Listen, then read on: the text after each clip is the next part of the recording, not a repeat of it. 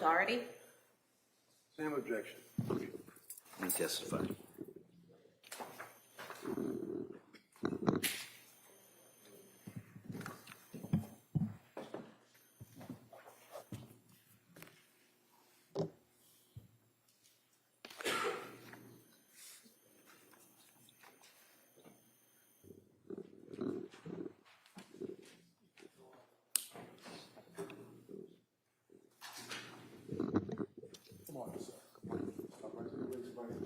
Good morning. Do you solemnly swear that the testimony and the evidence you shall give to the court and the chairman of the matter now pending between the Commonwealth and the defendant shall be the truth, the whole truth, and nothing but the truth? Thank you. You may have a seat, sir. Watch yourself, please. All right. Good morning, sir. Good morning. All right. Thank you.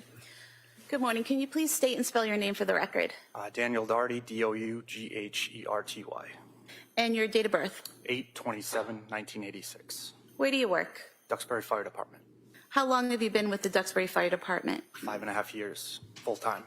Are you also a paramedic? Yes. And how long have you been a paramedic? 4 years. And have you completed all the training and education and certification required to be a paramedic? Yes.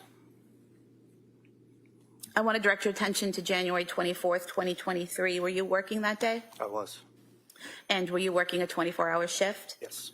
What was your role that day on shift? Firefighter, paramedic. And sometime after 6 p.m., did you respond to 47 Summer Street in Duxbury? Yes. And when you responded, who was with you? Firefighter Heath was driving and firefighter Nudd was in the back. And so you're in ambulance 1 at that time? Mm-hmm. Is that a yes? Yes. And when you arrive at 47 Summer Street, what do you see? There was 2 police cruisers either blocking the driveway or near it. So we pulled ahead of it, stopped the truck, and got out. And did you head to get equipment and head to the backyard? Yes. And what did you see in the backyard? We had Officer Hall kind of directing us towards the side gate. And from there, we went around to the back of the house. And did you see a female on the ground? We did. And did you learn that was Lindsay Clancy? Yes. Do you recall what she was wearing? I believe it was jeans and a tank top. Did she also have socks on? I believe so. And did you examine her or assess her once you reached her? Yes. And what, if any, injuries did you observe? She had lacerations to both wrists as well as her neck. And were those lacerations actively bleeding? No. Can you describe the lacerations that you saw on her neck? There was dried blood, seemed to be somewhat superficial since there was no active bleed. And what about the cuts on her wrists? Same. And would you say same? Are you saying that there was no active bleeding there? Correct. Okay. And what, if anything, did you do to treat those wounds? We bandaged them up. I believe we placed a ABD pad, just a sterile pad on her neck as well. You said an APD or a sterile pad. Is that just a type of like gauze or something that you put on the wound? Yes. Okay. And so you did that, and then you bandaged the wrists, or vice versa? It was the wrist first, I believe. But we did secure the airway first before bandaging her wrist. Okay. So when you first arrived, is she breathing on her own? She was. Was she responsive? Somewhat. What does that mean? Not totally responsive. Pretty much to painful stimuli. And what is painful stimuli? As we were moving her, she somewhat regained consciousness on us. And painful stimuli, is that when someone reacts physically or verbally to pain? Yes. And so you said that you assess her when you first get there. You said you did the airway first, is that right? Yes. And how did you go about doing that? We placed an OPA device to secure her tongue down just to protect her airway. What's an OPA device? It's a plastic device that depresses the tongue just to keep the airway open. Okay. So it's not the tube that goes down? No. It's just something that holds the tongue down? That's correct. Okay. And after you did that, what was the next step? We placed a non-rebreather air mask on her and set the oxygen. So is that just a mask that goes on the face providing oxygen? Yes. And then what did you do next? From there, that's when we heard the scream. And so did you bandage the neck and the wrist before the breathing, securing the breathing, or after? That was after. Okay, so just to be clear, first is securing the tongue down, putting the oxygen mask on, and then you did the bandaging? That came later, yes. Later, okay. So was the bandaging before or after you heard the screams? That was after. Okay. So when you hear the screaming, what, if anything, do you do? I looked at Captain Hussey and Firefighter Heath, and we kind of all looked at each other, trying to figure out what was going on. Okay. And did any of you leave the area after hearing the screaming? Captain Hussey did. Firefighter Heath went to go get a backboard for the patient. Okay. And did you stay with Lindsay Clancy? I did. Okay. And then is it at that point that you do the bandaging, or after you get the backboard? Kevin was gone for a while, so that's when I started bandaging up her wrists. Okay. And did he eventually return with the backboard? He did not. So you bandage the wrists, what happens next? I believe it was Officer Hall came to the backyard. He asked if I needed anything. I told him the board, kind of gave him a direction of where in the truck it was. And then he also left to go grab that for me. And when you say the board, are you referring to the backboard? Yes. And did he return with the backboard? Yes. And was Ms. Clancy loaded onto the backboard? She was. And who assisted you with that? It was Officer Hall, I believe, and our retired deputy.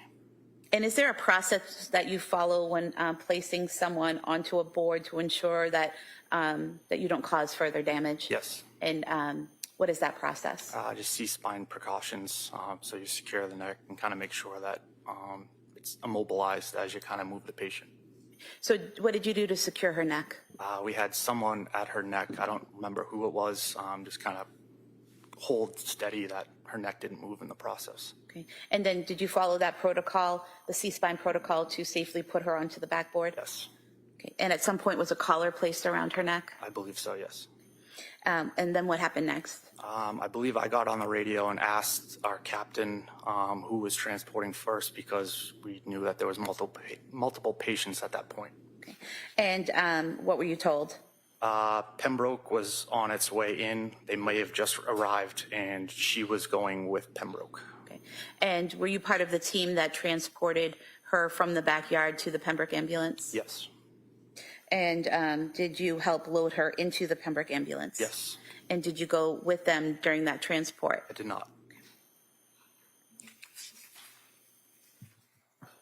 After Ms. Clancy was loaded into the ambulance, did it leave? Yes. What did you do next? I went to our ambulance that was in the driveway at that point. Okay. And was Dawson Clancy in that ambulance? He was. And did you ride in the ambulance to the hospital with Dawson Clancy? I did. What was your role in that ambulance? I was operating the bag valve mask for him. Okay. So you're trying to provide oxygen to him through the bag valve mask? Okay. And was his care then transferred to Beth Israel Deaconess Plymouth medical staff? Yes. I have nothing further. Attorney Reddington? Tell me again, you an EMT, a paramedic, or? Paramedic. Paramedic? Mm-hmm. And how long do you study for that? 2 years plus. Would that be full-time studying, or are you working at the same time? I was working at the same time. Do you know on that evening what the temperature was outside? It was cold. Wicked cold, wasn't it? Mid-30s. It was lower than that, wasn't it? I couldn't. It was a It couple. was really cold. Yeah. And how long was she laying in the snow and on the ground? We got the call at 6-ish or whatever time it was. We And responded. The call came because her husband came home from picking up food and found her on the ground, right? Correct. So you don't know how long she was laying in the snow on the ground, right? No. In the cold? Correct. And what's hemostasis? Do you know? What's that? What's hemostasis? What does that mean? Just the coagulation. And you know what the effect of hypothermia? Let me ask you, what's hypothermia? It's just the body under temperature of the body. Under temperature of the body? Or your body is not at temperature that it should be. Right, because of the environment, right? Cold, right? Yes. Sometimes it can be medically induced, right? Hypothermia affects the blood flow, doesn't it? Yes. In fact, you actually have a thing called therapeutic hypothermia, right?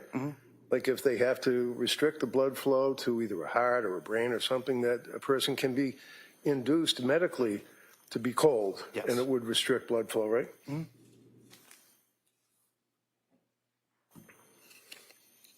So all these questions about whether or not there's blood seeping through the wrist bandages and whether or not there's blood through the holes on the neck brace, you don't know what effect the hypothermia, if any, had on that, would you? No. Thank you, sir. That's all I have. Redirect. Sir, there's typically heat in a hospital, correct? Usually, yes. And were you aware that, well, Ms. Clancy went to South Shore Hospital, correct? Yes. And are you aware that the wounds on her wrist did not have to be sutured until the following day? I didn't get any of that information after. Were you aware that the wound on her neck never had to be sutured? Same answer. Thank you. Anything further? Thank you, sir. Thank you. Step down. Thank you.